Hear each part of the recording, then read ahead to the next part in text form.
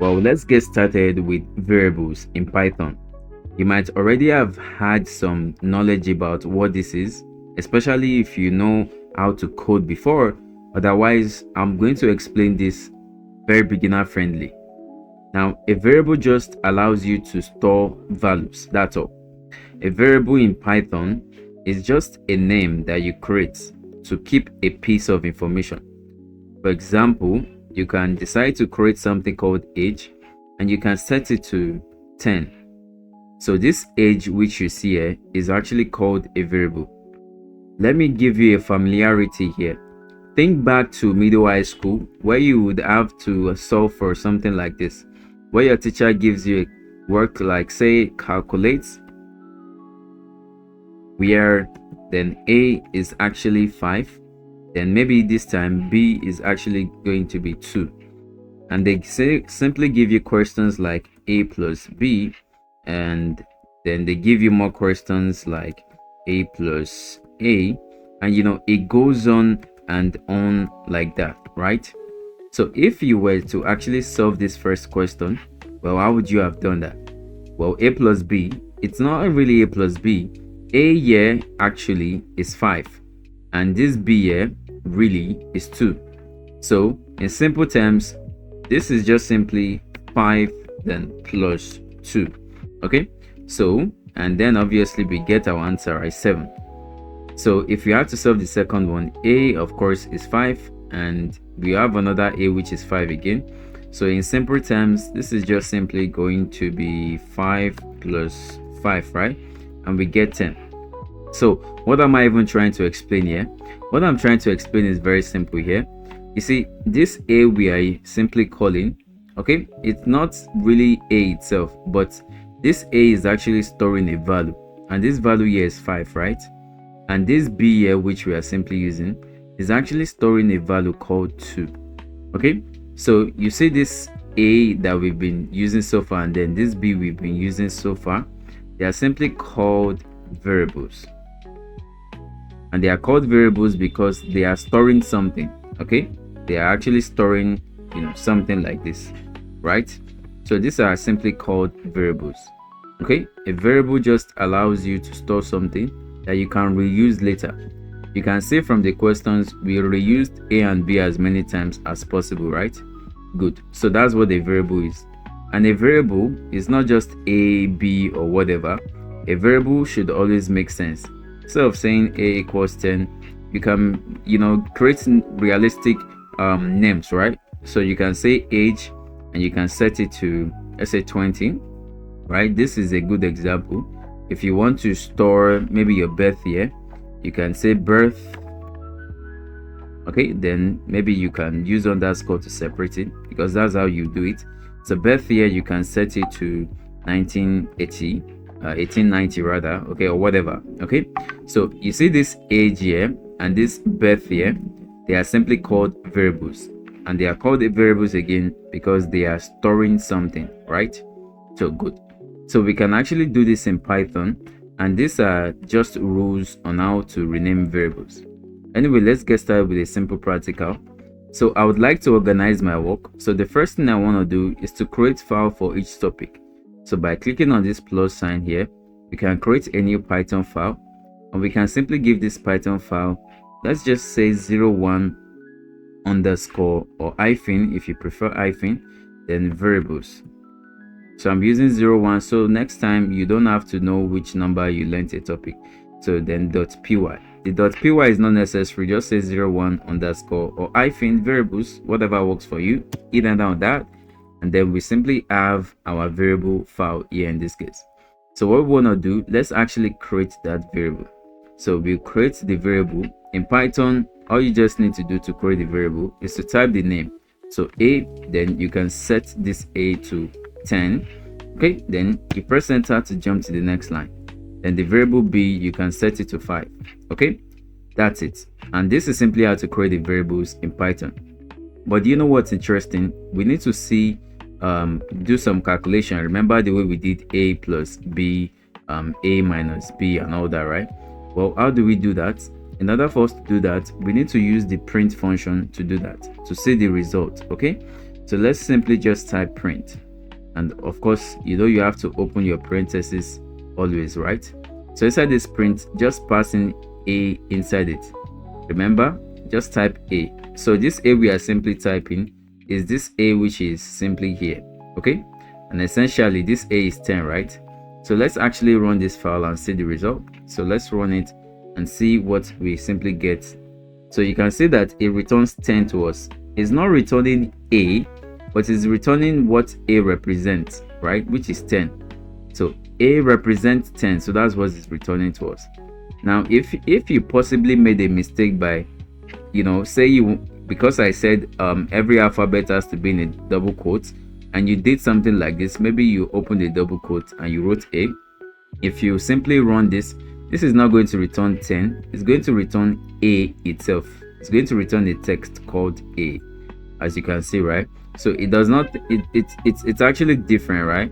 If you have a variable like a or b, even if it's a text, you don't need to put it in a double quote, okay? A variable, you just type it inside your print and that's all. Now let's make it make sense. Let's try a plus b and see what actually happens. And when you type a plus b, what do you think that will happen? So if I run the Python file in your terminal, you get to see that your result pops up right away. Now you can see that we simply have 15. You should already have understood this by now. Okay, so essentially it's just saying 10 plus 5 here. Okay, that's what it means. Let's actually make this interesting. Let's jump on a new line. Let's actually print a few other things. So let's print, let's say a minus b. Okay, let's actually jump on a new line again and print a times b. Now the times is the asterisk on your keyboard, so asterisk be like this. Let's move on and print something else. So let's print then a. You can use the division sign, maybe divide, so a divided by b, right? So let's actually run this file now. So I'm just going to run this so we can see the result. So you can see we finally have the results in our terminal, right? So from the plus to the minus to the multiplication down to the division. So these are basic arithmetic operations that we know, right? But there's actually one more called the modulus. So don't worry, let's actually just print, let's say the modulus is what we call a percentage sign, then b. Now let me just explain that really quickly. Now this modulus gives you the remainder of any division. Remember, the modulus is just a percentage sign, and this is called modulus, okay? Or you can call it the remainder symbol. It gives you the remainder of any division. And for example, if I say 10 divided by 5, right? 10 divided by 5 is actually 2, but the remainder is 0. So it's the remainder that it would simply return to you, right? And if I tried on the example, I can say 4 divided by 3. 4 divided by 3 is 1, right?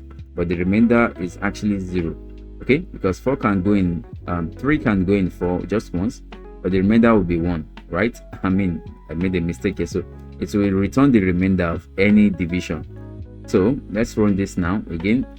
And 10 divided by 5 is 2, and the remainder is 0, and that's why we are simply seeing 0 here. Okay, so this is just a simple way on how to create variables here, and you can see we're able to print the results in our terminal. But what we can do now is to actually comment this out. What you can do is to put hash before this print.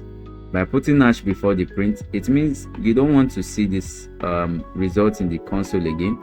You are simply hiding the code. Okay, so let's hide the code for everything. It means right now we don't need this print again. At least we understand it now. So just put hash before everything. Although now when you run it, because there's no point running it, but when you run it, it's not going to show you anything in your console on your terminal, right? Because what you are simply do when you put hash before any code, it means that you want to hide the code. Okay, you don't need it. Instead of me saying, oh, let's delete it, you can simply do what we call comment the code. Comment the code just simply means putting hash before each line. Okay, that's it. Now this one, of course, too, we don't need it, but let's leave it for now. Now what I want to show you now is, if you want to create a variable, you don't just use a, b. These are not real variable names, and I don't suggest you use those random or names that you could possibly think of. You can use meaningful names.